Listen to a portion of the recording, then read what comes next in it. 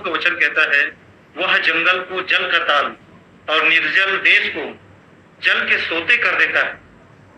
परमेश्वर का सामर्थ वो परिवर्तन लाता है। बाइबल में हम पढ़ते हैं उत्पत्ति की पुस्तक में, तो देश उस समय हमारा पृथ्वी पूरा बेडौल और सुनसान पड़ा था और गहरे जल के ऊपर में परमेश्वर का आत्मा मंडराता था और परमेश्वर ने देखा कि पृथ्वी बेडौल है और सुनसान है। तब परमेश्वर ने पृथ्वी में परिवर्तन लाया, उसे खूबसूरत बनाया, सुडौल बनाया। परमेश्वर का सबसे बड़ा सामर्थ्य है वो परिवर्तन लेकर के आता है। और अभी हम सब लोग देख भी रहे हैं और अपने जीवन में एहसास भी कर रहे हैं, महसूस भी कर रहे हैं कि हम गर्मी से, अभी कौन सा माहौल चल रहा है, गर्मी से धीरे धीरे हम लोग बरसात की ओर यात्रा कर रहे हैं। परमेश्वर प्रकृति को भी, वातावरण को भी बदल रहा है, परिवर्तन करता है और परिवर्तन ही मसीह का क्या है, सामर्थ्य है। इसलिए प्रभु का वचन कहता है, वह जंगल को क्या कर देता है, ताल बना देता है और निर्जल देश में जल के सोते बहा देता है ताकि वहां लोगों को बसाए। वह परिवर्तन करता है, वो सब कुछ बदलने के सामर्थ्य रखता है। वह पृथ्वी पर हस्तक्षेप कर सकता है, ब्रह्मांड पर हस्तक्षेप कर सकता है, प्रकृति पर हस्तक्षेप कर सकता है, प्रकृति को बदल सकता है। अभी थोड़ा सा गर्मी है और थोड़ा ठंडी है ना। गर्मी और सर्दी दोनों हल्का फुल्का लग रहा है, उमस का समय चल रहा है। धीरे धीरे उमस का समय खत्म होगा, उसके बाद फिर बरसात आएगा, बरसात खत्म होगा, उसके बाद फिर ठंड आएगा, ठंड खत्म होगा, उसके बाद धीरे से फिर से गर्मी आएगा। और इस रीति से परमेश्वर ने पृथ्वी को परिवर्तनशील बनाया, क्योंकि परमेश्वर परिवर्तन करता है, बदलाव लाता है। हालेलुया। चलिए और कुछ वचनों को पढ़ते हैं, उसके बाद फिर मैं आज का संदेश, आज के विषय को मैं आप लोगों को बताऊंगा। भजन संहिता के पुस्तक 114 अध्याय वचन 8 पढ़ लीजिए। भजन संहिता के पुस्तक 114 अध्याय वचन 8। भजन संहिता 114 अध्याय वचन 8 पढ़िए। फसलों का गीत, वह चट्टान को जल का ताल, वह चट्टान को जल का ताल, चकमक के पत्थर को जल का सोता बना डालता है। के पत्थर को भी जल का सोता बना देता है। पथरीली जमीन में वो नदियां बहा देता है, सूखी जमीन में वो सोता बना देता है, बंजर उजड़े हुए जमीन में वो हरियाली ले आता है, रेगिस्तान को वो उपजाऊ भूमि बना देता है और उपजाऊ भूमि को भी वो रेगिस्तान में बदल देता है। परमेश्वर परिवर्तन करता है, क्योंकि परमेश्वर भीतर सामर्थ्य है, वो सामर्थ्य परिवर्तन, वो परिवर्तन लाता है। चलिए एक और वचन पढ़ते हैं। भजन संहिता के पुस्तक 102 अध्याय 25 और 26 वचन, उसके बाद फिर मैं आज के विषय को आप लोगों को बताऊंगा, है ना। भजन संहिता की पुस्तक 102 अध्याय वचन 25 और वचन 26। भजन संहिता के पुस्तक 102 अध्याय वचन 25 और वचन 26, है ना। संकट में पड़े युवक की प्रार्थना, वचन 25 और वचन 26। आदि में तूने पृथ्वी की नींव डाली, आदि में आरंभ में परमेश्वर ने पृथ्वी को बनाया, पृथ्वी का निर्माण किया, और आकाश तेरे हाथों को बनाया हुआ और है। आकाश परमेश्वर के हाथों का बनाया हुआ है। देखिए बाइबल आकाश, पृथ्वी और सूर्य, चंद्रमा और समस्त ब्रह्मांड की रचना करने वाले परमेश्वर के बारे में व्यक्त करता है, बताता है।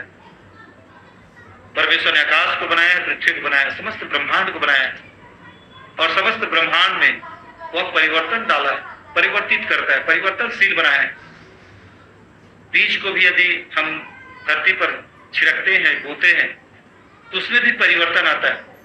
वह अंकुर आता है, अंकुरण से दो पत्तियां बाहर निकलती है, उसके बाद धीरे से वो पौधा बनता है, पौधा के बाद वो धीरे से पेड़ में परिवर्तन होता है और पेड़ बनने के बाद फूल आता है, फल आता है, फल में भी परिवर्तन है।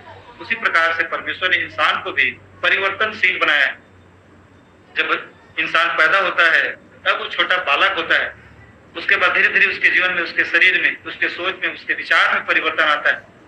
फिर वो धीरे से जवान होता है, जवान होने के बाद धीरे धीरे वो परिपक्वता की ओर, बुढ़ापा की ओर धीरे धीरे बढ़ता है और धीरे से वो बूढ़ा हो जाता है, परिवर्तन होता है उसके जीवन में और एक दिन नष्ट हो जाता है, समाप्त हो जाता है। परिवर्तन, समस्त सृष्टि परिवर्तनशील है। यदि कुछ नहीं बदल रहा है, यदि कुछ बदलना नहीं चाहता है तो वो है इंसान। इंसान 2000 3,000 जितने भी साल हो, उतने साल पहले भी इंसान पापी था और आज भी पापी है। सोच में, विचार में, जीवन जीने की शैली में किसी भी प्रकार का परिवर्तन नहीं आ रहा है। लोग धर्म के नाम पर, जात पात के नाम पर, मजहब के नाम पर लड़ रहे हैं। मंदिर, मस्जिद, गुरुद्वारा, भगवान के नाम पर लड़ रहे हैं। आज से 20 साल पहले भी लोग मंदिर, मस्जिद के नाम पर लड़ते थे, चर्च के नाम पर लड़ते थे, मंदिरों के नाम पर लड़ते थे, भगवान के नाम पर लड़ा जाता था। और आज भी भगवान के नाम पर लोग लड़ाई कर रहे हैं। मेरा भगवान का नाम यह है, मेरा भगवान का नाम यह है। परंतु मेरे प्रियो, हम सब का बनाने वाला परमेश्वर केवल एक ही है, जिसने हिंदू, मुस्लिम, सिख, ईसाई, हर धर्म, हर जात के इंसान को बनाया है। परमेश्वर ने केवल 2 ही जात बनाया है, नर और नारी। और इंसान धर्म, मजहब, जात पात, मंदिर, मस्जिद, गुरुद्वारा, धर्म पुस्तक के नाम पर एक दूसरे की हत्या कर रहे हैं, मार रहे हैं, पीट रहे हैं। मनुष्य के सोच विचार, इतना पढ़ाई लिखाई करने के बाद भी उनके विचार, उनके सोच में, जीवन जीने की शैली में किसी भी प्रकार का परिवर्तन नहीं आया है, बदलाव नहीं आया है। बड़े बड़े पढ़ने वाले, बड़े बड़े ऑफिसर लोग सिगरेट पीते हैं, शराब पीते हैं, गुटखा खाते हैं, मुंह से गालियां बकते हैं, पाप और बुराई में जिंदगी को व्यतीत कर रहे हैं।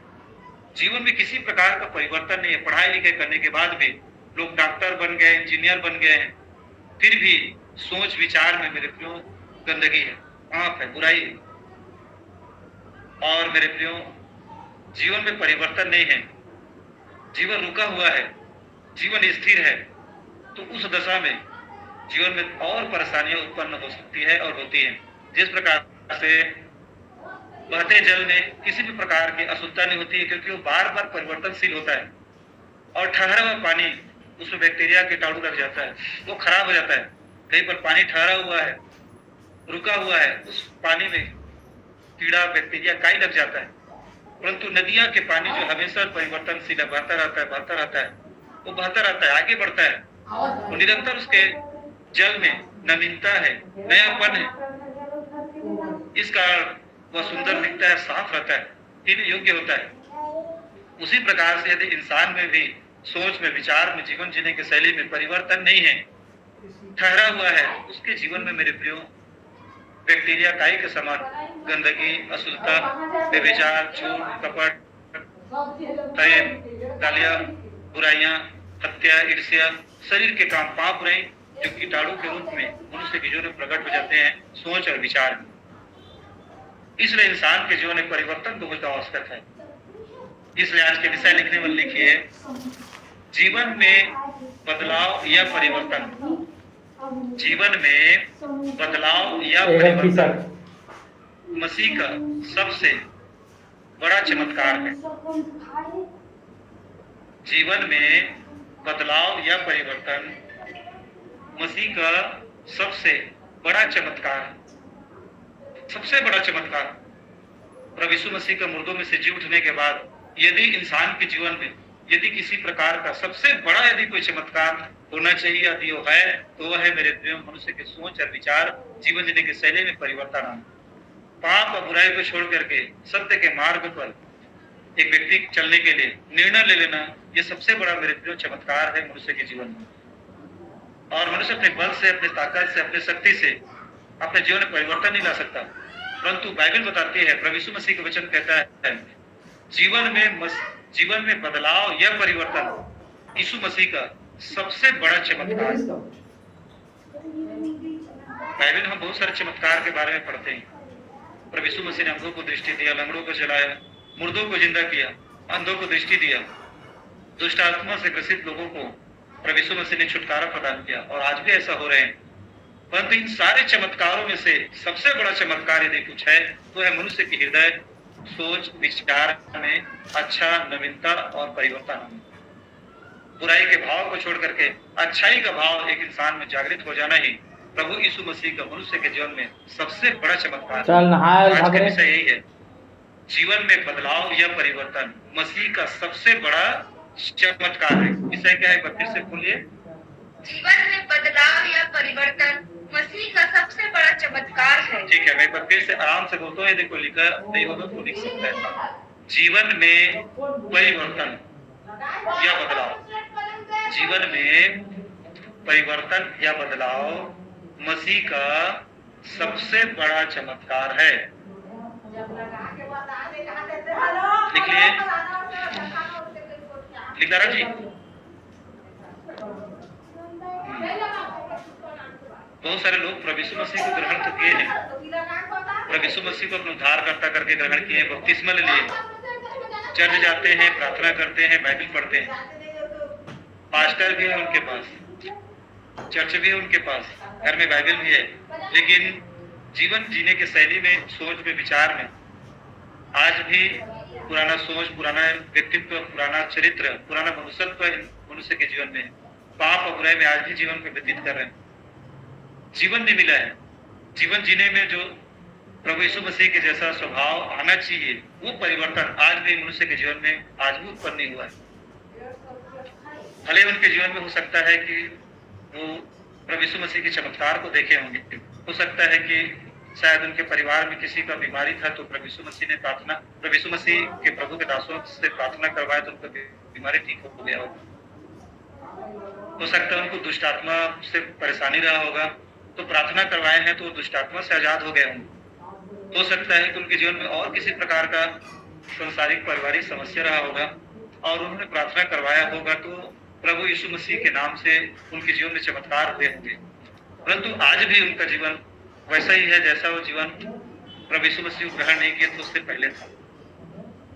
समझ आ रहा है? तो ऐसा जीवन, ऐसा व्यक्तित्व, ऐसा चरित्र में जीवन व्यतीत करना उद्धार और मुक्ति को प्राप्त करना नहीं है। समझ आ रहा है जी?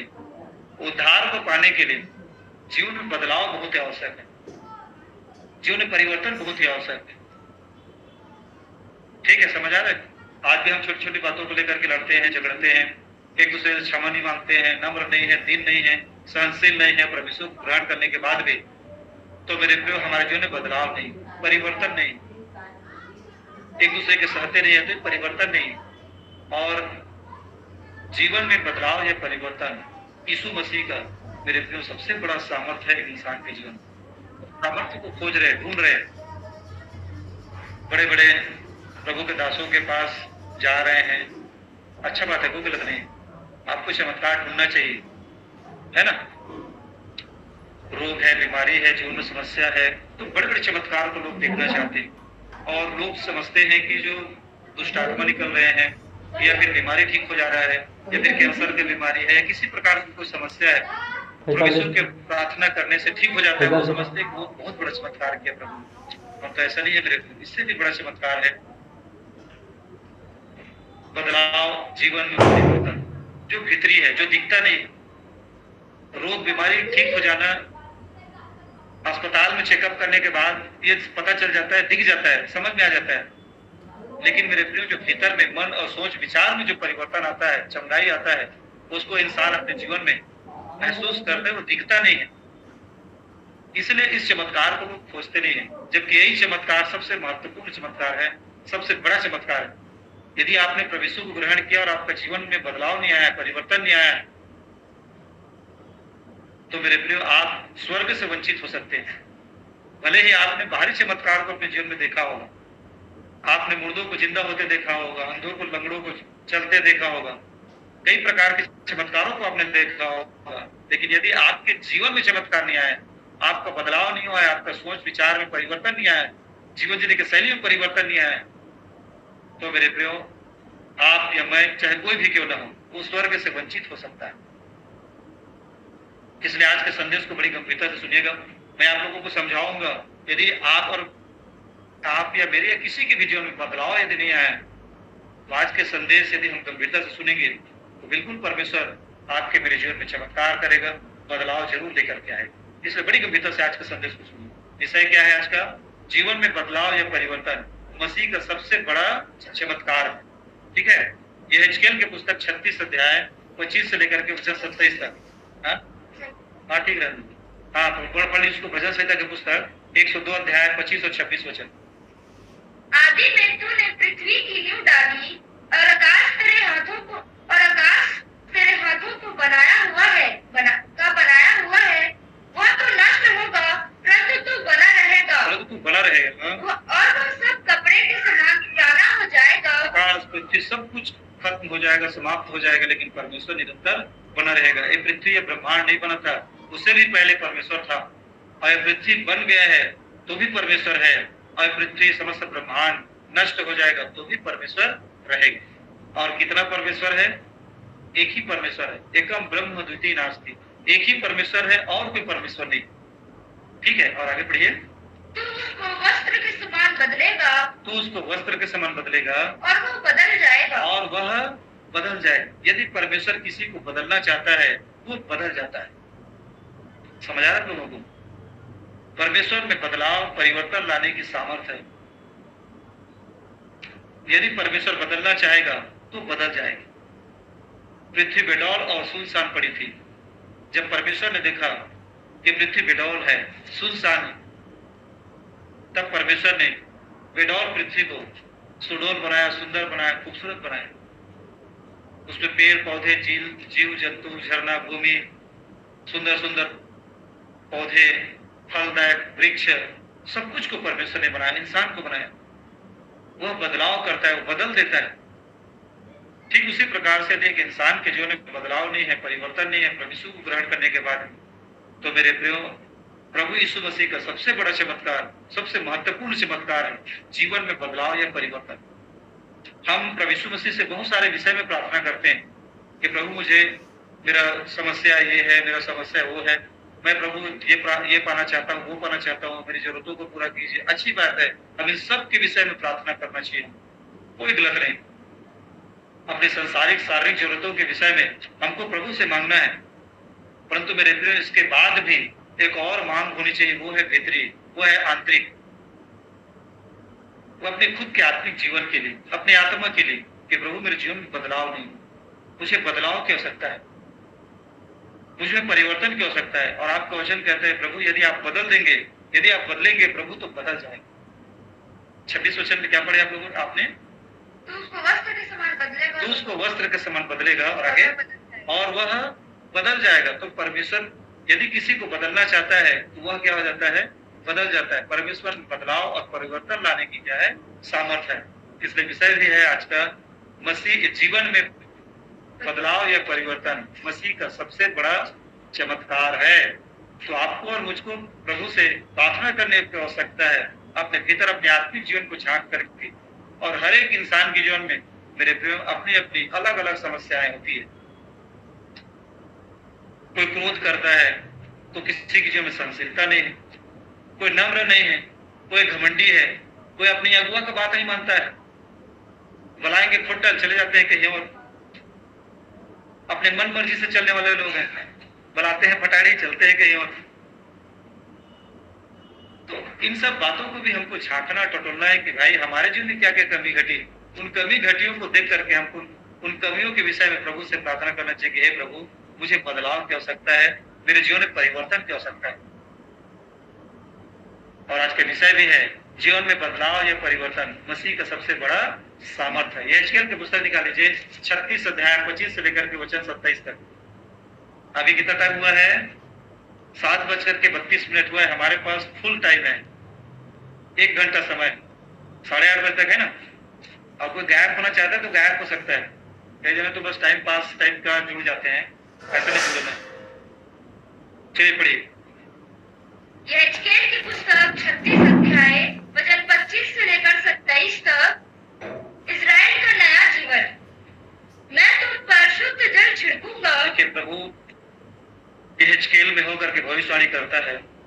परमेश्वर का आत्मा यहेजकेल में आता है और यहेजकेल कहता है कि मैं तुम पर शुद्ध जल छिड़कूंगा और तुम शुद्ध हो जाओगे। और तुम शुद्ध हो जाओगे। और मैं तुमको तुम्हारी सारी अशुद्धता और मूर्तों से शुद्ध करूंगा।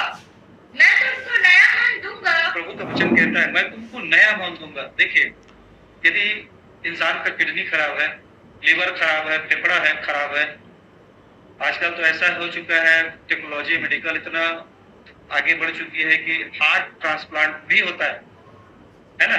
हार्ट ट्रांसप्लांट हो सकता है, किडनी ट्रांसप्लांट हो सकता है, इंसान की किडनी खराब है तो दूसरा दूसरा किसी दूसरे व्यक्ति की किडनी में चाहेगा, उसको किडनी ट्रांसफर कर देते हैं।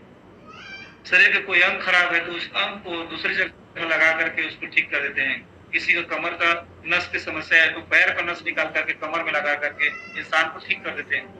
हार्ट में किसी प्रकार कहीं पर नस का ब्लॉकेज समस्या है तो कहीं शरीर के दूसरे नस को निकाल करके उस जगह को ट्रांसप्लांट करके उस जगह में लगा करके हार्ट को चला सकते हैं।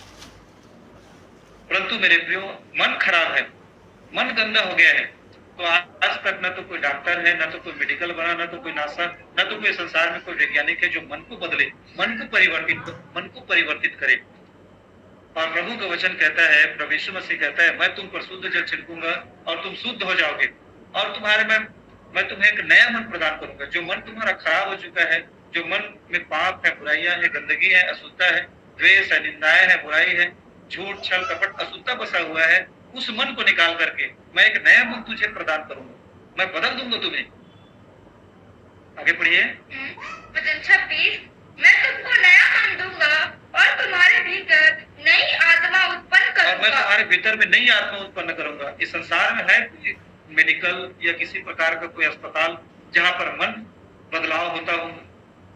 प्रभु भैया डॉक्टर साहब, ये मेरा मन खराब हो गया है, ये मन को निकाल करके आपके पास कुछ नया मन होगा, जो लेटेस्ट मन, नया न्यू वर्जन, उस मन को मेरे अंदर में डाल दीजिए। ऐसा कहीं अस्पताल में या मेडिकल स्टोर में कहीं पर सुनने में आया?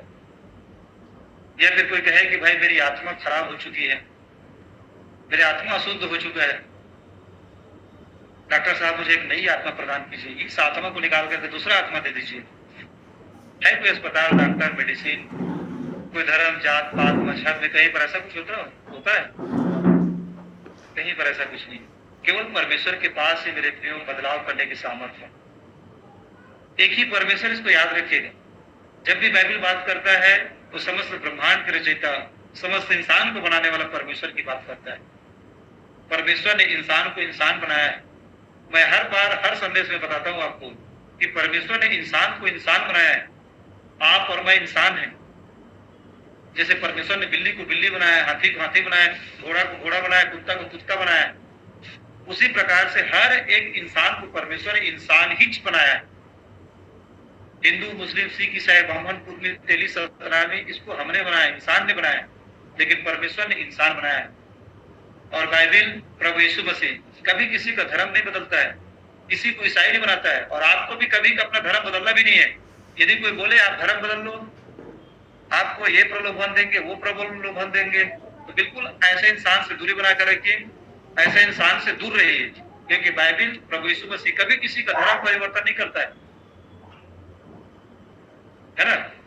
मन खराब है, हृदय खराब है, आत्मा खराब है, मन अशुद्ध हो गया है, पाप में भरा हुआ जीवन है, ऐसा जीवन को प्रभु यीशु मसीह नया देता है, नया बदलाव, सोच में, विचार में, जीवन जीने की शैली में परिवर्तन लाता है। वो धर्म बदलता नहीं है। मैं तुमको नया मन दूंगा, तुम्हें नई आत्मा प्रदान करूंगा। और आगे, और तुम्हारे देह में से पत्थर का हृदय निकाल कर तुमको मांस का हृदय दूंगा। और मैं तुम्हारे हृदय में जो पत्थर के हृदय है, निर्दयी हृदय है, तुम दूसरों पर दया नहीं करते हो, तो दूसरों पर कृपा नहीं करते हो, दूसरों के आंसू को खोजते नहीं हो, दूसरों के दर्द को अपना दर्द समझते नहीं हो, ऐसा जो पत्थर के हृदय है ना, इस पत्थर के हृदय को निकाल करके मैं एक मांस के हृदय प्रदान करूंगा, जिसमें तुम दूसरों के लिए दर्द और पीड़ाओं को तुम अपना पीड़ा समझ पाओ, दूसरों के आंसू को अपना आंसू समझोगे, दूसरों के दुख को, दूसरों के समस्याओं को अपनी समस्या समझ करके उनके लिए समाधान खोजोगे। क्या ऐसा हृदय पाना, क्या ऐसा शुद्ध मन पाना धर्म परिवर्तन करना है? लोग बोलते हैं कि बाइबल पढ़ने से, प्रभु यीशु मसीह की संगति में जाने से धर्म बदल जाता है। क्या दूसरों पर दया करना, दूसरों के आंसू को अपना आंसू समझना, दूसरों की पीड़ा को अपना पीड़ा समझना, ये धर्म परिवर्तन करना है? लोग कैसे अंधकार में जीवन को व्यतीत कर रहे हैं। गहरी अंधकार, गहरी अज्ञानता मनुष्य के भीतर में समाई हुई है। यशायाह का लेखककार कहता है, पृथ्वी में अंधकार है और राज्य के लोगों के भीतर में घोर अंधकार छाया हुआ है। इतनी अज्ञानता, इतनी अंधकार, इंसान इतने पढ़े लिखे होने के बावजूद भी अपने आप को छोटा जात, बड़ा जात, उच्च जात, नीच जात, मैं बड़ा जात का हूँ, मैं बड़ा समाज का हूँ, ये सोच करके आपस में लड़ रहे, झगड़ रहे। जो अपने आप को बड़ा जात बड़ा समाज का कहता है, उसका भी खून लाल है। और जिसको लोग छोटे जात नीच जात कहते हैं, उनका भी ब्लड लाल ही कलर का है। परमेश्वर ने बनाने में किसी प्रकार का पक्षपात नहीं किया है। A positive, B positive, A B positive, A B negative, O positive, O negative. इससे अतिरिक्त और कोई ब्लड ग्रुप है कि बड़े जात के लोगों को ब्लड ग्रुप दूसरा टाइप का रहता है? एबीसीडी एफजी पूरा जेड तक रहता है क्या? उनके भी A positive, B positive, A B positive, A B negative, O positive, O negative. परमेश्वर ने बनाने में किसी प्रकार का मेरे प्रिय पक्षपात नहीं किया है। लोगों के सोच और विचार में परिवर्तन आने से लोग परिवर्तन नहीं हो पा रहे, रुक गए, ठहर गए। गौतम बुद्ध जी ने एक बात कहा, रुक जाना मृत्यु है, गति जीवन है। गति जीवन है और रुक जाना, ठहर जाना मृत्यु है। और संसार ठहर गया, रुक गया, इंसान ठहर गए, रुक गए, परिवर्तित होना नहीं चाहते, आगे बढ़ना नहीं चाहते, सोच में विचार में परिवर्तन नहीं आ रहा है। और प्रभु कहता है मैं तुमको नई आत्मा, नया मन, नए हृदय, पत्थर के हृदय निकाल करके एक मांस के हृदय प्रदान करूं। चलिए और आगे पढ़िए। और मसीह लोग इसलिए गरीब अनाथ विधवाओं को जाकर के तरस खाते, उनकी सहायता मदद करते हैं। और जब उन गरीब अनाथ विधवाओं की सहायता करने के लिए जब मसीह लोग चले जाते हैं, तो लोग बोलते हैं कि भाई ये प्रलोभन दे करके धर्म परिवर्तन कर रहे हैं। वो किसी को प्रलोभन नहीं दे रहे हैं भाई, दूसरों के दर्द को देख नहीं पाते हैं, दूसरों की पीड़ा को देख नहीं पाते हैं, दूसरों के आंसू को देख नहीं पाते हैं। चापा में कुष्ठ अस्पताल खोला है मसीह मिशन कंपाउंड करके, मिशन मसीह लोगों का। तो वहां कुष्ठ लोगों का फ्री इलाज होता है, उनके घाव को साफ करते हैं, उनकी देखरेख करते हैं। तो ऐसा काम करना, धर्म बदलना या किसी को प्रलोभन देना है भाई। प्रभु ने नया मन, नए हृदय, पत्थर के हृदय निकाल करके मांस के हृदय मसीह लोगों को प्रदान किया। इसलिए मेरे प्रियो, दीन दुखी, गरीब, अनाथ, विधवा, इन लोगों पर लोग तरस खाते हैं। चलिए और आगे बढ़ते जाइए, जल्दी जल्दी पढ़िए क्योंकि संदेश बहुत लंबा है और 7:40 हो गया है। चलिए आगे पढ़िए। वचन 27, मैं अपना आत्मा तुम्हारे भीतर देकर ऐसा करूंगा, मैं अपनी आत्मा को तुम्हारे भीतर में दूंगा और ऐसा करूंगा कि तुम मेरी विधियों पर चलोगे। तुम मेरी विधियों पर चलोगे। परमेश्वर की विधि क्या है?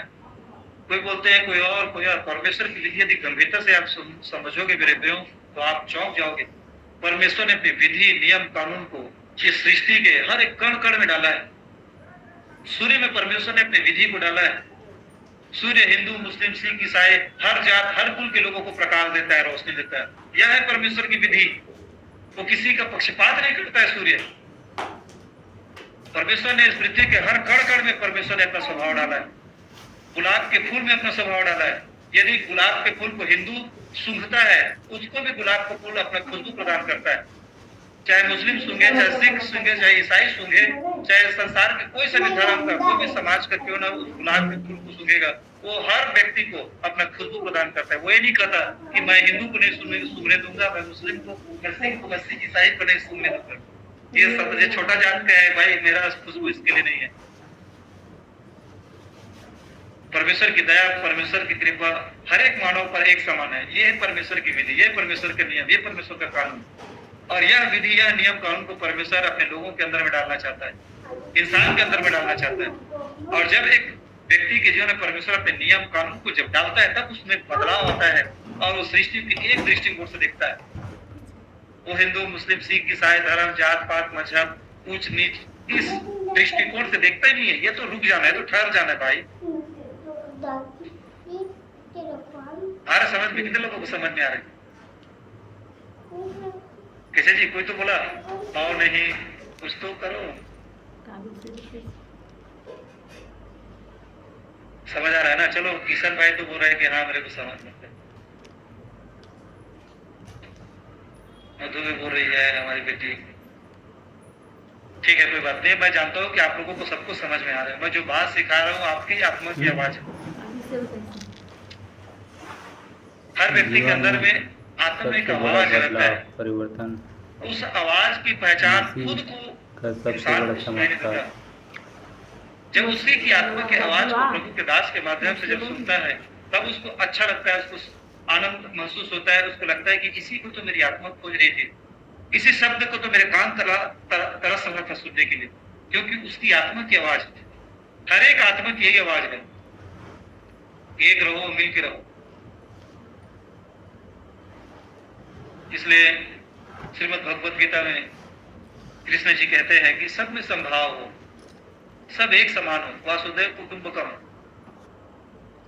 सारा संसार हमारा परिवार है। प्रभु यीशु मसीह भी कहते हैं एक दूसरे से प्रेम रखो। अभी पढ़ाऊंगा, धीरे धीरे आप लोग पढ़ते जाइएगा तब अच्छे से आपको और अच्छे से समझ में आएंगे, है ना।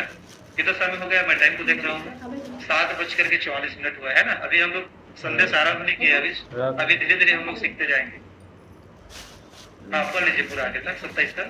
कि तुम मेरी विधियों पर चलोगे और मेरे नियमों को मानकर उनके अनुसार करोगे। तुम मेरे नियम को, मेरी विधियों को मानकर उनके अनुसार तुम जीवन को व्यतीत करोगे।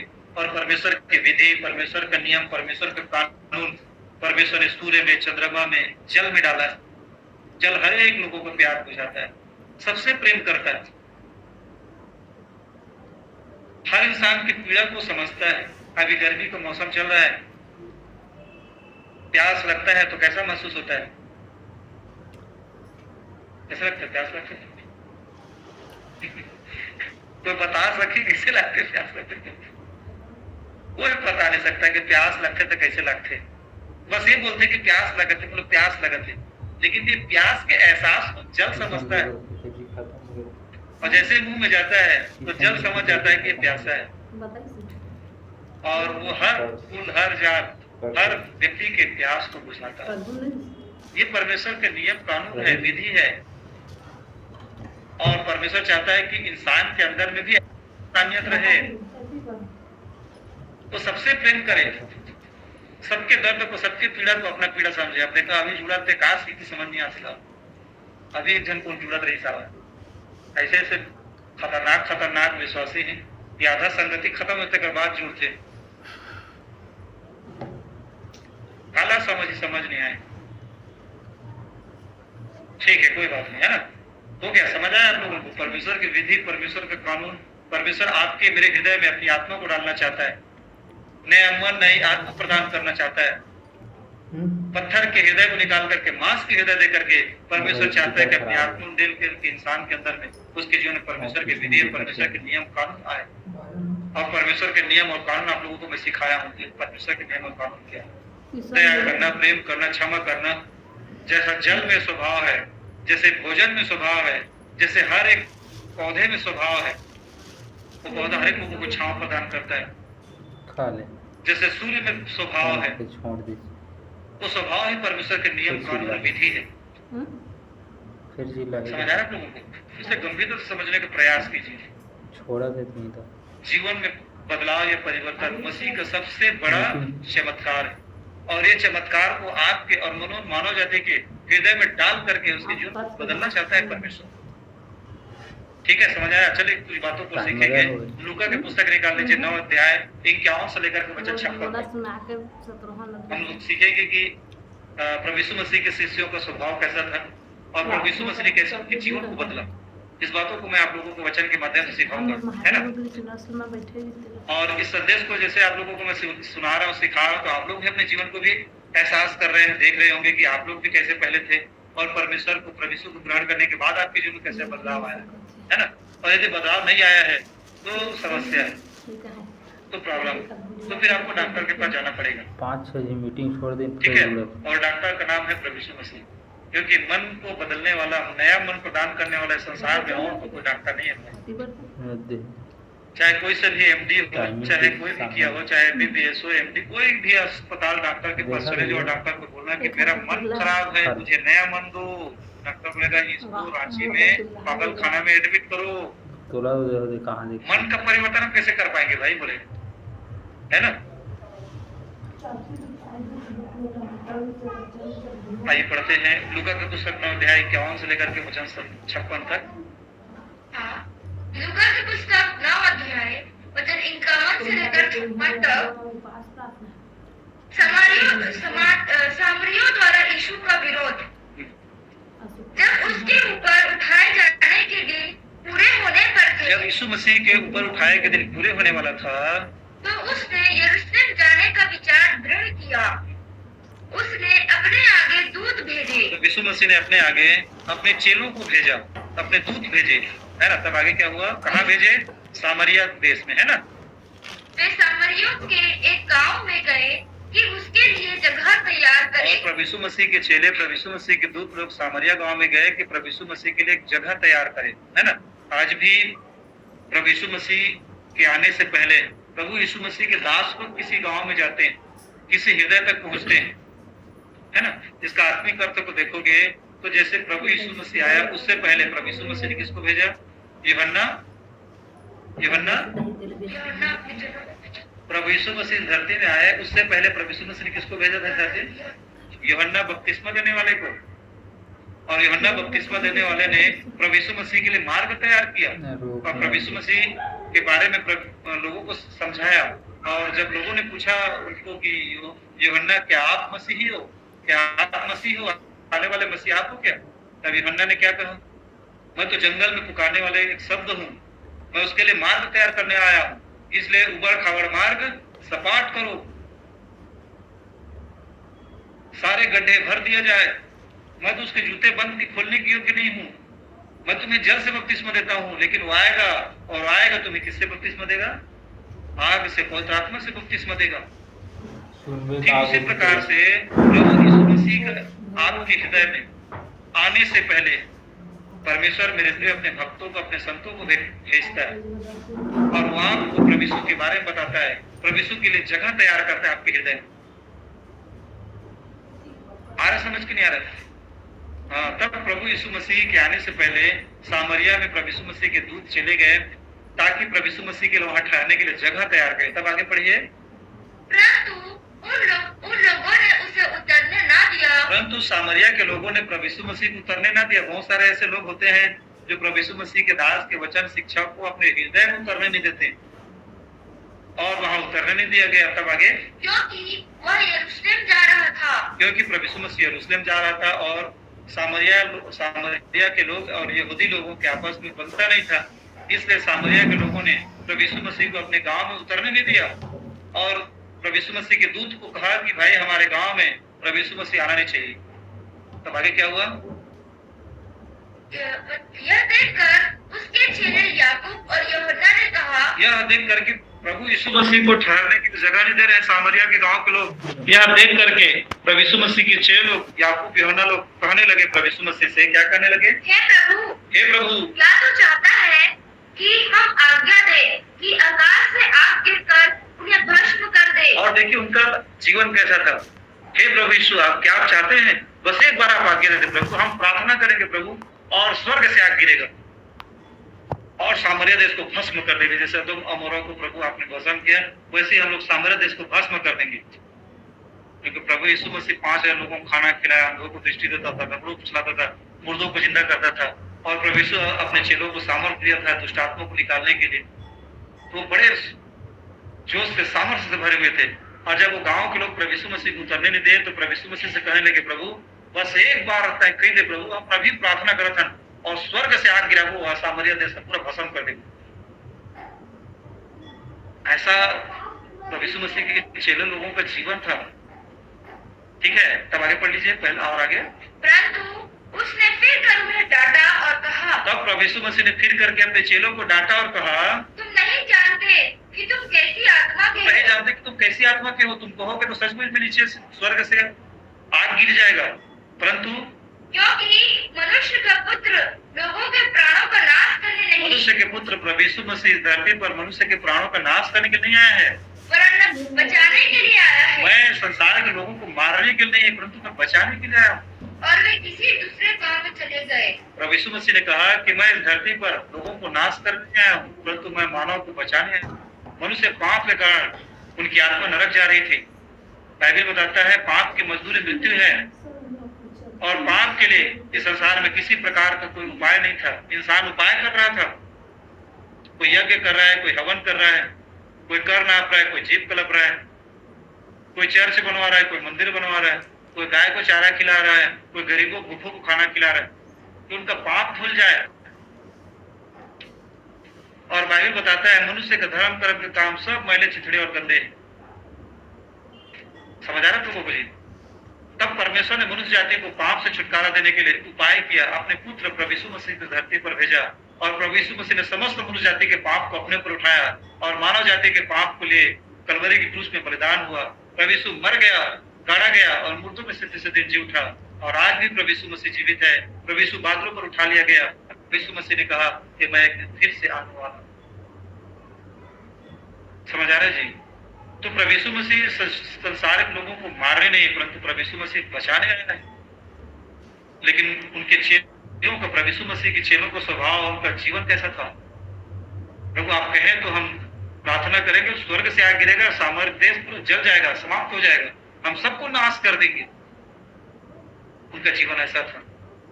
लेकिन जब प्रभु यीशु मसीह ने मेरे प्रियो समस्त मनुष्य जाति के पापों के लिए बलिदान होकर मुर्दों में से तीसरे दिन जी उठे और बादलों पर उठा लिए गए, उसके बाद हम प्रेरितों का पुस्तक 2 अध्याय पढ़ते हैं। प्रभु यीशु मसीह के सारे चेले एक साथ बैठ करके प्रार्थना कर रहे थे। जब पवित्र आत्मा उनके ऊपर उतरा, तब प्रभु यीशु मसीह ने उनके पत्थर के हृदय को निकाला, उन्हें मांस के हृदय दिया, नया मन दिया, नई आत्मा प्रदान किया। उसके बाद फिर मेरे प्रियो प्रभु यीशु मसीह के चेले लोग क्या करते थे, क्या करने लगे, मैं आपको बताना चाहूंगा। पहले यूहन्ना की पुस्तक 4 अध्याय वचन 20, 21 और 7 और 8। पहला यूहन्ना की पुस्तक 4 अध्याय 20, 21 और 7 और 8 वचन। हाँ, पहला यूहन्ना की पुस्तक 4 अध्याय वचन 20 और वचन 21। हाँ, यदि कोई कहे, देखिए इसको किसने लिखा है? यूहन्ना ने, है ना? जो यूहन्ना सामरिया देश में आग गिराना चाहता था, सामरिया के लोगों को नाश करना चाहता था, क्योंकि सामरिया के लोगों ने यूहन्ना को, उसके चेलों को ग्रहण नहीं किया था, प्रभु यीशु मसीह को वहां आने से रोका था और वो देश को समाप्त करना चाहता था। वो यूहन्ना पवित्र आत्मा पा करके, आत्मा से भर करके पहले यूहन्ना की पुस्तक में लिखता है। क्या लिखता है? आगे पढ़िए।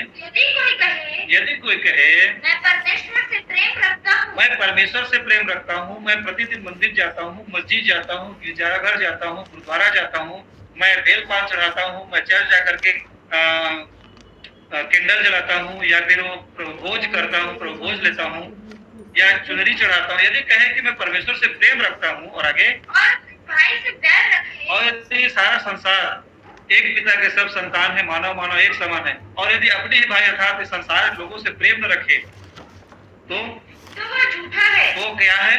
झूठा है। बड़े बड़े संत पुरुष महात्मा लोग यदि आप देखोगे ना यूट्यूब चैनलों में, तो यूट्यूब चैनल में देखोगे तो बड़े बड़े संत है, महात्मा है, और छोटे जात हो चाहे उसके विरोधी हो, उनसे लड़ रहे हैं, झगड़ रहे हैं और सबको समाप्त करेंगे, सबको मार डालेंगे, धर्म को बचाएंगे, हमारा धर्म ये है, हमारा धर्म वो है। इस रीति से मेरे प्रिय आपस में लड़ रहे, झगड़ रहे। जबकि बाइबल क्या सिखाती है? यदि कोई कहता है कि मैं परमेश्वर से प्रेम रखता हूँ और अपने भाई से यदि घृणा करता है, अर्थात हिंदू, मुस्लिम, सिख, ईसाई, छोटे जात, नीच जात, संसार जितने भी लोग हैं, हम सब भाई भाई हैं, एक पिता के सब संतान हैं और मानव मानव एक समान है, हम सब एक ही परमात्मा के पुत्र हैं। हम सबको बनाने वाला परमेश्वर कितना है? एकम ब्रह्म द्वितीय नास्ति। उसी परमेश्वर ने हर एक मानव को बनाया है। तो इस हिसाब से हम आपस में भाई भाई हैं, चाहे हिंदू हो, चाहे मुस्लिम हो, चाहे सिख हो, चाहे ईसाई हो, चाहे वो ब्राह्मण हो, चाहे वो शूद्र हो, चाहे छोटे जात को, चाहे बड़े जात को, हर इंसान आपस में क्या जानते हो? भाई भाई। और प्रभु कहता है यदि कोई अपने भाई से घृणा करता है तो क्या है? झूठा। इस हिसाब से मेरे बड़े बड़े धर्म गुरु झूठे हैं। एक दिन न्याय के दिन प्रभु उसका खल्ली उधार देगा, रोएंगे उस दिन लोग, तड़पेंगे उन लोग इस दिन। समझ आ रहा है कुछ? जो अपने भाई से बैर रखे हुआ झूठा है। और आगे, क्योंकि जो अपने भाई से जिसे उसने देखा है प्रेम नहीं रखता। देखिए यही यूहन्ना सामरिया देश में जब उसका बदलाव नहीं होता तब क्या हो रहा था? प्रभु आप कहेंगे तो प्रभु हम स्वर्ग से आग गिरा देते हैं और पृथ्वी को, सामरिया देश को समाप्त कर देते हैं। और यही यूहन्ना पवित्र आत्मा पा करके, नई आत्मा, नया हृदय पा करके क्या कह रहा है? यदि कोई अपने भाई को जिसको उसने देखा उसे प्रेम नहीं रखता है, जिसने जिसे उसने नहीं देखा प्रेम नहीं रख सकता। ईश्वर से परमेश्वर को जिसे नहीं देखा है वो प्रेम नहीं रख सकता है। यदि अपने भाई से जो प्रेम नहीं करता है तो जिस परमेश्वर को उसने देखा नहीं है उस परमेश्वर को कैसे प्रेम करेगा। पर का पीड़ा ही देखो, हमारे प्रभु के दास जी श्यामल देवंगन जी कहते हैं जो पर पीड़ा ला जानी वही है परमात्मा ला जान पाही। तो दूसरों की पीड़ा को यदि एक इंसान नहीं जान पाएगा तो मेरे प्रियो परमेश्वर को भी वो नहीं जान सकता, चाहे वो कितने मंदिर मस्जिद गुरुद्वारा चर्च जाए कुछ भी करे। वो सब रीति रिवाज परंपराएं हो सकती है। समझ आया आप लोगों को? यदि कोई इंसान भूखा है, आप भूख में तड़प रहे हो, उसके पास पैसा नहीं है, आपके पास पैसा है, यदि आप उसको भोजन नहीं दे रहे हो, उसको खाना नहीं खिला रहे हो, और आप मंदिर जाकर के भजन कीर्तन करते हो, चर्च जाकर के आप पिंडा जलाते हो, प्रभु भोज खाते पीते हो, कोई काम का नहीं है, सब कचरा है। इंसानियत ही मेरे प्रिय परमात्मा का सबसे बड़ा सेवा है, इंसान की सेवा करना। इसलिए प्रभु ने कहा जो मेरे छोटे से छोटे व्यक्ति को, मेरे छोटे से छोटे व्यक्ति के साथ, सेवक के साथ ऐसा करता है वो मेरे साथ करता है। इंसानियत, ये बदलाव आना चाहिए इंसान के अंदर। और देखिए यूहन्ना के जीवन में कैसे बदलाव आया। चलिए इसको हम भाग 2 करके सीखेंगे। अगले बार 8 बज गया है, 5-10 मिनट से बस समाप्त करेंगे। उसके बाद में अगले सप्ताह ना इस संदेश को हम लोग और अच्छे से सीखेंगे। इसको भाग 1 कर लेंगे, उसके बाद भाग 2 भी इन सब बातों को सीख लेंगे, ठीक है, क्योंकि टाइम हो जाएगा। पूरा करने का मैं प्रयास करूंगा। चलिए पढ़िए आगे। वचन 7 और वचन 8, परमेश्वर प्रेम है। परमेश्वर क्या है? प्रेम है। उसको पूरा पढ़िए 26-27। आप कहाँ तक पढ़े? 26 तक पढ़े। 20-21 बोले ना? हाँ 20-21 हो गया। 7-8 पढ़िए। 21 नहीं पढ़े, 21 पढ़ो। उससे हमें यह आज्ञा मिली है। सबसे अर्थात परमेश्वर से मानव जाति को, अपने चेलों को, अपने भक्तों को परमेश्वर ने यह आज्ञा दिया है कि जो कोई परमेश्वर से प्रेम रखता है, जो कोई परमात्मा से प्रेम रखना चाहता है, आगे पढ़ो, वो अपने भाई से भी प्रेम रखे। वो अपने भाई अर्थात हर एक इंसान से क्या रखे? प्रेम रखे। इससे परमेश्वर प्रसन्न होगा। और लोग किससे परमेश्वर को प्रसन्न करना चाहते हैं? सब देख रहे हो आप क्या क्या करके इंसान परमात्मा को प्रसन्न करना चाह रहे। और परमेश्वर क्या कहता है?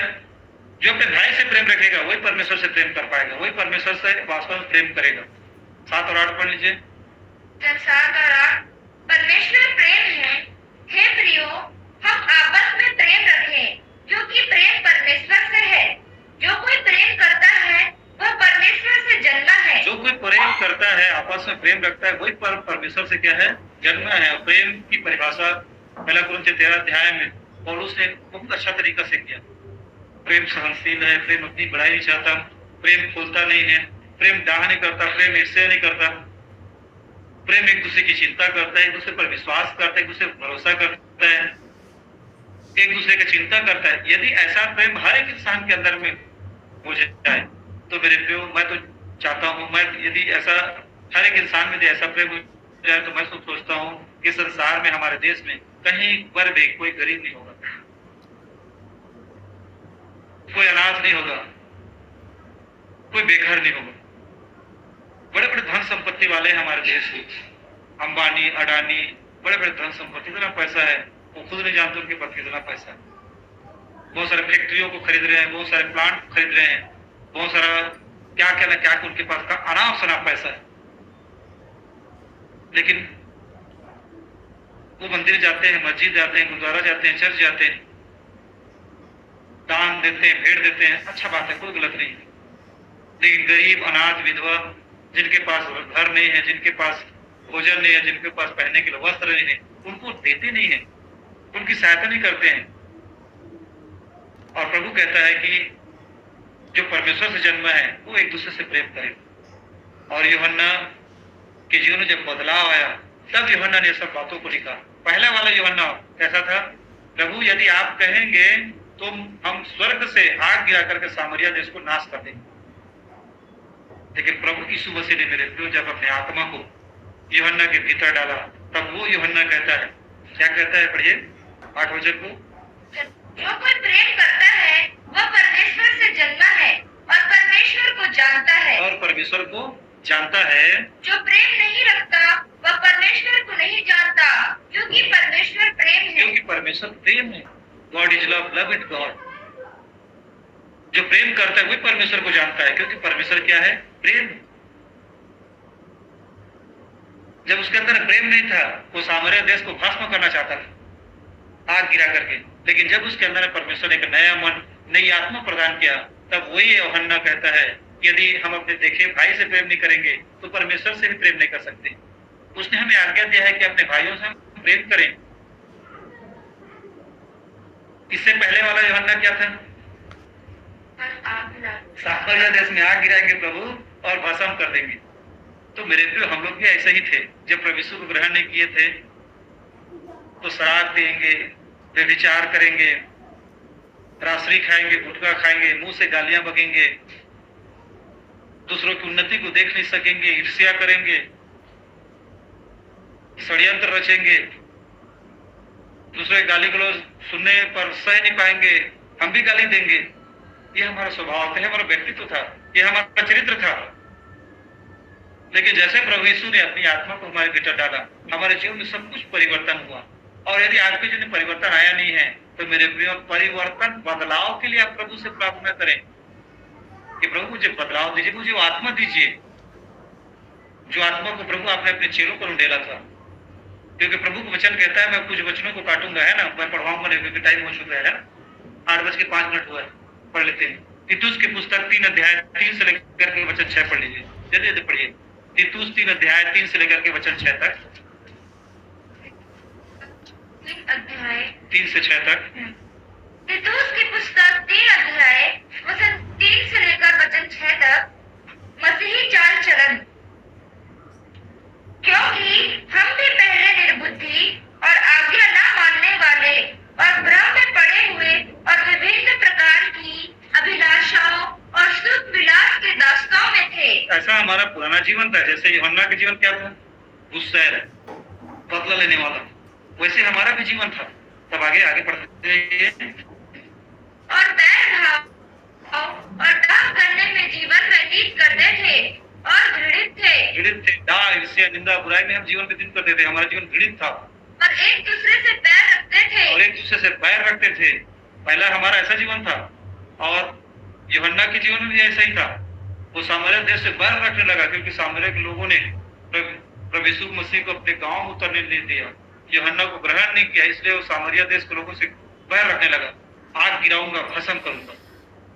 पढ़ा होगा बहुत सारा पुस्तक को, पहला वाला को सुना होगा अपना व्यवस्था। उन्होंने सदोम और गोमोरा में आग गिरा करके भस्म किया। प्रभु ने बहुत सारे लोगों को द्वारा काम किया। एलिया ने भस्म कर दिया बहुत सारे लोगों को, है ना। तो ये सब बातों को उसने सुना होगा, देखा होगा। आगे बढ़ो। वचन 4। पर जब हमारे उद्धारकर्ता परमेश्वर की कृपा और मनुष्यों पर उसका प्रेम प्रकट हुआ तो उसने हमारा उद्धार किया, और वह धर्म के कामों के कारण नहीं जो हमने आप किए, पर अपनी दया के अनुसार नए जन्म के स्नान और पवित्र आत्मा के हमें नया बनाने के द्वारा हुआ। प्रभु ने कहा यहेजकेल की पुस्तक में, तुम पर शुद्ध जल छिड़कूंगा, तुम पवित्र हो जाओगे, मैं अपनी आत्मा को तुम्हारे भीतर डालूंगा। जब परमेश्वर ने हम पर शुद्ध जल छिड़का, पवित्र आत्मा हमारे उंडेला, तब हमारा बदलाव हुआ, तब हमारा परिवर्तन हुआ। बदलाव या परिवर्तन मेरे प्रियो मसीह यीशु का सबसे बड़ा और महत्वपूर्ण सामर्थ्य है। यदि आपके मेरे जीवन में बदलाव परिवर्तन नहीं आया है और हमने बड़े बड़े चमत्कार को देखा है अपने जीवन में भी, तो भी मेरे प्रियो हमारी आत्मा नाश हो सकती है। बदलाव परिवर्तन बहुत ही आवश्यक है। चलिए आगे पढ़िए। अभी देखो मौसम बदल रहा है, परिवर्तन हो रहा है। हम लोग गर्मी से धीरे धीरे उमस से धीरे धीरे बरसात की ओर यात्रा कर रहे हैं। परिवर्तन हो रहा है। यदि कुछ नहीं बदल रहा है तो वो इंसान वो बदलना ही नहीं चाहता। धर्म के नाम पर लड़ेंगे, जात पात के नाम पर लड़ेंगे, हिंदू मुस्लिम करेंगे, सिख ईसाई करेंगे, जात पात मजहब के नाम पर मारेंगे, पीटेंगे, एक दूसरे की हत्या करेंगे, खून खराबा करेंगे। लेकिन ये नहीं बदलाव आएगा कि भाई हम मानव एक समान है, हम सब इंसान है, इंसान को जीने दो, सबको जीना है, हर इंसान को जीने का अधिकार है। संविधान हर एक लोगों को इजाजत देता है, परमात्मा हर एक लोगों को इजाजत दे रहा है। तो हम कौन होते हैं? ऐसा सोच, ऐसा विचार लोगों को नहीं है मेरे को। इस कारण देश में हर जगह अराजकता है, लड़ाइयां हैं, झगड़े हैं, निंदा है, आगजनी है, मारपीट है, खून खराबा है। शैतान चोर केवल चोरी करने, घात करने और नाश करने के लिए आता है। वो शांति को, एकता को, प्रेम को चोरी कर लेता है। शैतान हमारे देश के प्रेम, शांति, एकता को चोरी कर रहा है। हिंदू, मुस्लिम, सिख, ईसाई लड़ा के जो प्रेम होना चाहिए हिंदू, मुस्लिम, सिख, ईसाई में, वो प्रेम, शांति, आनंद को शैतान चोरी कर लिया। आज से 20 साल पहले, आज से 10 साल पहले जब दीपावली आता था तो मुस्लिम हिंदुओं को बधाई देते थे, दीपावली मुबारक को कहते थे। और जब मुसलमानों का ईद होता था तो हिंदू लोग मुसलमानों को मुबारकबाद देते थे, ईद मुबारक को कहते थे। और जब क्रिश्चियनों का क्रिसमस आता था तो हिंदू, मुस्लिम, सिख, ईसाई सब मुबारकबाद देते थे, हैप्पी क्रिसमस तैयार करके। अब तो क्रिसमस मनाने के लिए लोग डर रहे हैं और लड़ रहे हैं, मार रहे हैं। कौन? हमारे भाई। ये है दुनिया, ये है छत्तीसगढ़, ये भारत देश। प्रेम, शांति, एकता को शैतान ने हमारे देश का, हमारे छत्तीसगढ़ का चोरी कर लिया। चोर केवल चोरी करने, नाश करने और घात करने के लिए आता है। तो प्रभु यीशु मसीह ने कहा, मैं इसलिए आया हूं कि तुम जीवन पाओ। प्रभु यीशु मसीह हमें जीवन देने आया। शांति, एकता, प्रेम, खुशहाली, इसको जीवन कहा गया है। प्रभु यीशु मसीह शांति, प्रेम, एकता, इंसानियत को इंसान के जीवन में लाना चाहता है ताकि देश में शांति आए, एकता आए, प्रेम आए।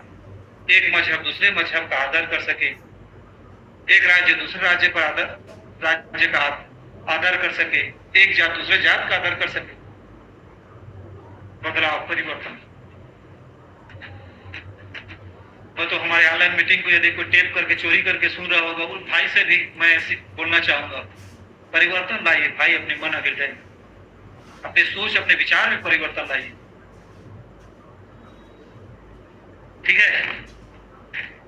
सुना था मैं सब लोग बदल जाना था, सुना भी हो गए। हृदय में परिवर्तन लाओ, सोच में परिवर्तन लाओ। प्रभु यीशु किसी का धर्म नहीं बदलता भाई, प्रभु यीशु मसीह मनुष्य के जीवन बदलता है, जीवन जीने की शैली सिखाता है। इंसान जीवन को जीना नहीं, इंसान जीवन को जी नहीं पा रहा है कि कैसे जीना चाहिए। प्रभु यीशु मसीह लोगों को जीवन जीने की कला सिखा रहा है। धर्म परिवर्तन नहीं करता। ठीक है, पढ़िए आगे। वचन 6, जिसे उसने हमारे उद्धारकर्ता यीशु मसीह के द्वारा हम पर अधिकाई से उंडेला। जिसमें उसने प्रभु यीशु मसीह के द्वारा हम पर अधिकाई से उंडेला। पवित्र आत्मा को प्रभु यीशु मसीह के माध्यम से परमेश्वर ने हम पर अधिकाई से उंडेला, और वो आत्मा को प्रभु आज भी हम सबको देना चाहता है। यदि कोई प्यासा हो तो मेरे पास आए, प्रभु यीशु मसीह ने कहा, ताकि हमारे अंदर में बदलाव आए, परिवर्तन आए, सोच में, विचार में, जीवन जीने की शैली। लोगों के पास क्रिश्चियनिटी है, ईसाइयत है मनुष्य के पास, परंतु जीवन नहीं है मेरे को। हो सकता है कि आप चर्च जाते हो, बाइबल पढ़ते हो, प्रभु भोज भी लेते हो, कोई गलत नहीं है, मैं इसको गलत नहीं ठहरा रहा हूं, लेकिन आपके मेरे में जीवन नहीं है। दया, क्षमा, प्रेम भाव, सहनशीलता, नम्रता, दीनता। तो हमने क्रिश्चियनियत को तो स्वीकार किया है, लेकिन जीवन को आज तक प्राप्त नहीं कर पाया है। और जीवन को पाने के लिए मेरे प्रियो, आपको, मुझको जीवन के कर्ता के पास आने की आवश्यकता है। आपको पता है, जब आदम और हवा पाप किए, परमेश्वर ने कहा था कि अच्छे बुरे ज्ञान के पेड़ के फल को मत खाना, और शैतान ने उसको भगा करके अच्छे बुरे ज्ञान के पेड़ के फल को जब वो खाए, वहां एक और भी पेड़ था। इस पेड़ का नाम था जीवन का वृक्ष। परमेश्वर ने जीवन के वृक्ष के चारों ओर तलवार लटका दिया, ज्वाला में तलवार, कोई भी उस वृक्ष के पास ना जा पाए, उस वृक्ष के फल को ना खा पाए। लेकिन जैसे प्रभु यीशु मसीह उस तलवार को अपने ऊपर गिरने दिया, अर्थात समस्त मनुष्य जाति के पापों के लिए बलिदान हो, क्योंकि उस वृक्ष को पाने के लिए, उस वृक्ष को खाने के लिए, उस वृक्ष के फल को खाने के लिए तलवार का सामना करना पड़ता। अपने ऊपर तलवार को गिरने देना चाहिए था, और प्रभु यीशु मसीह ने अपने ऊपर तलवार, दुख को, पीड़ा को गिरने दिया। और जब समस्त मनुष्य जाति के लिए बलिदान हुआ, प्रभु यीशु मसीह खुद जीवन के वृक्ष बन करके समस्त मनुष्य जाति को मेरे प्रिय जीवन दे रहा है। आपको पता है, प्रकाशित की पुस्तक में 21 अध्याय में पढ़ेंगे तो उसमें लिखा है, स्वर्ग में एक नदी है और नदी के दोनों तरफ जीवन का वृक्ष लगा हुआ है, उसके पत्ते से लोग बीमार लोग चंगे होते, उसके फल खाने से लोगों को जीवन मिलता है, ऐसा लिखा। तो जीवन के वृक्ष को फल खाने के लिए प्रभु यीशु मसीह ने हर लोग को आमंत्रित कर दिया। हर इंसान को जीवन के वृक्ष का फल खाने का मौका है। जीवन में परिवर्तन कब आएगा? जब परमेश्वर का आत्मा एक इंसान के अंदर में है। इसलिए प्रभु ने कहा, यूहन्ना की पुस्तक 7 अध्याय वचन 46 पढ़ लीजिए। ऐसा कीजिए, यूहन्ना 14 अध्याय वचन 26 पढ़ लीजिए।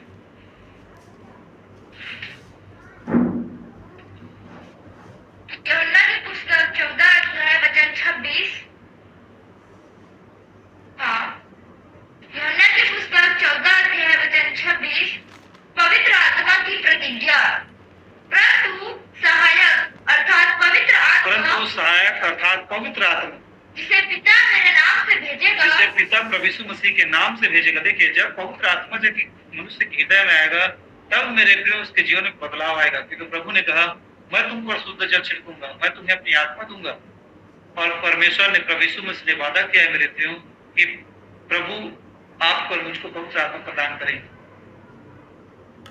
जब सहायक आत्मा तुम पर आएगी, तब सब बातें तुम्हें, अर्थात पवित्र आत्मा जिसे पिता मेरे नाम से भेजेगा, वह तुम्हें सब बातें सिखाएगा। तब वो पवित्र आत्मा सब बातें तुम्हें सिखाएगा कि तुमको कैसे जीवन को जीना चाहिए, कैसे दया करना चाहिए, कैसे क्षमा करना चाहिए, कैसे सहनशील होना चाहिए, कैसे तुम्हारे जीवन में परिवर्तन आना चाहिए, कैसे बदलाव। पवित्र आत्मा जब तुम्हारे हृदय में आएगा, तब मेरे प्रियो तुम्हारा बदलाव होगा, तुम्हारा परिवर्तन होगा।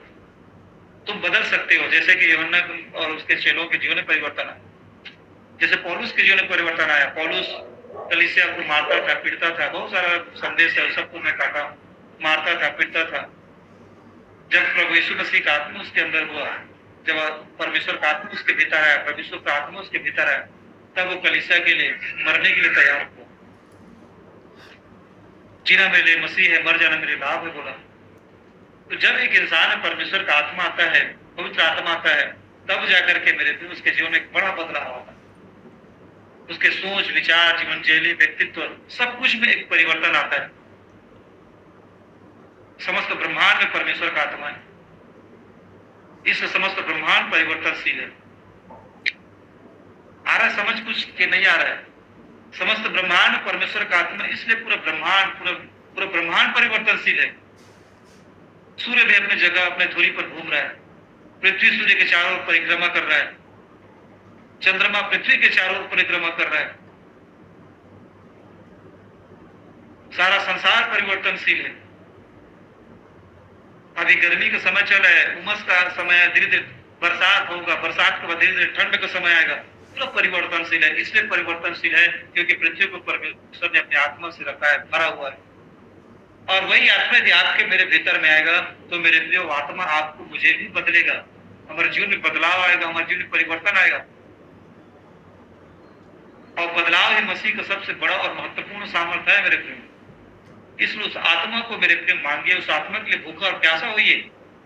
बहुत लोग अपने ताकत से, अपने बल से अपने आप को बदलना चाहता है, अपने ताकत से, अपने सामर्थ्य से।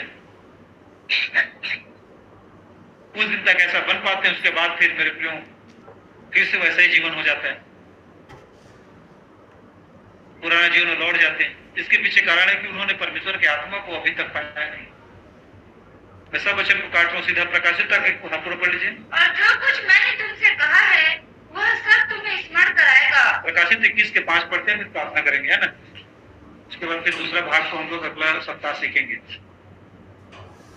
प्रकाशित वाक्य की पुस्तक 21 अध्याय वचन 5। जो सिंहासन पर बैठा था उसने कहा, जो सिंहासन पर बैठा था अर्थात प्रभु यीशु मसीह सिंहासन पर बैठा, और उसने कहा, क्या कहा? देख मैं सब कुछ नया कर देता हूँ, सब कुछ नया कर देता हूँ। फिर उसने कहा, लिख ले, क्योंकि ये वचन विश्वास के योग्य और सत्य ये है। वचन विश्वास योग्य और सत्य है। मेरे प्रिय प्रभु यीशु मसीह ने कहा कि मैं सब कुछ नया कर देता हूँ। मेरे प्रिय प्रभु यीशु मसीह आपके मेरे जीवन में सब कुछ नया करने जा रहा है, सब कुछ नया करेगा। हर चीज को बदलने की सामर्थ्य प्रभु यीशु मसीह के पास है, नया करने की सामर्थ्य है। जीवन में बदलाव या परिवर्तन मसीह का सबसे बड़ा महत्वपूर्ण चमत्कार है, इसलिए मेरे प्रियो, अपने भीतर में बदलाव लाने के लिए प्रभु से प्रार्थना किया कीजिए। और बदलाव कब आएगा? जब मसीह का आत्मा आपके भीतर में आए, जब पवित्र आत्मा, सहायक आत्मा मेरे भीतर में आएगा, तब जाकर हमारे सोच विचार, सोचने की शैली, बोलने की शैली, सब बातों में परिवर्तन आए। परिवर्तन बहुत ही आवश्यकता है मनुष्य के जीवन की। कभी कभी क्या होता है कि हम किसी को फोन लगाते हैं, नहीं उठाता है तो सोचने चालू कर देते हैं, क्या रे यार, बोलते हैं लेट करते फोन उठा भी नहीं करे। लेकिन ये नहीं सोचते हैं कि शायद बाथरूम गया होगा, नहा रहा होगा, खाना खा रहा होगा, क्योंकि हमारा सोच में घटियापंथी है, इसलिए हम गलत ही सोचते हैं। सब कुछ में नया परिवर्तन आएगा जब हम परमेश्वर की आत्मा को मांगेंगे। क्योंकि प्रभु ने कहा कि मैं सब कुछ नया कर देता हूँ। यीशु मसीह सब कुछ आपके मेरे जो नया करने जा रहा है, बस आपको मुझको प्रभु से प्रार्थना करने की आवश्यकता है कि प्रभु मुझे अपने आत्मा को नया करने दें। इसलिए आज का विषय क्या है? जीवन में परिवर्तन, बदलाव। जीवन में परिवर्तन या बदलाव सबसे महत्वपूर्ण चमत्कार है। जीवन में बदलाव या परिवर्तन मसीह का सबसे महत्वपूर्ण या सबसे बड़ा चमत्कार। सो प्रभु इस संदेश के माध्यम से हम सबको बहुत आशीष दे, सबको जय मसीह की। आइए हम एक साथ मिलकर के दुआ करते हैं। सभी अपने आंखों को बंद करें और हम प्रार्थना करते हैं। उसके बाद फिर हम लोग आपस में बातचीत भी करेंगे। चलिए प्रार्थना।